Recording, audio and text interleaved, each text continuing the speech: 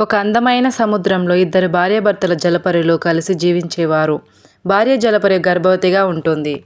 భర్త జలపరి భార్య జలపరికి ఒక ఆపిల్ ఇస్తాడు. ఆ ఆపిల్ తినగానే భార్య జలపరి కళ్ళు తిరిగి పడిపోతుంది.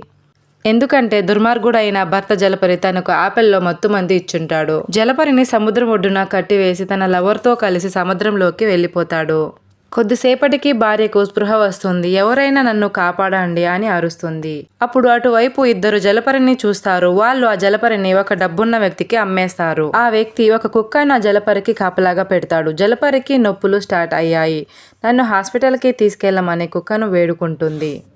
వెంటనే ఆ కుక్క గాజుని పగలకొట్టి జలపరిని హాస్పిటల్కి తీసుకెళ్తుంది. జలపరి ఒక అందమైన చిన్న జలపరికి జన్మనిస్తుంది.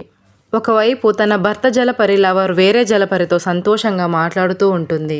అది చూసిన భర్త జలపరి తన భార్య జలపరిని తలుచుకొని ఏడుస్తుంటాడు. తను చేసిన తప్పుని ఎలాగైనా సరిదిద్దుకోవాలని బాధపడుతూ ఉంటాడు. అప్పుడే ఆ కుక్క జలపరిని తన బిడ్డను తన భర్త దగ్గరకు చేరుస్తుంది.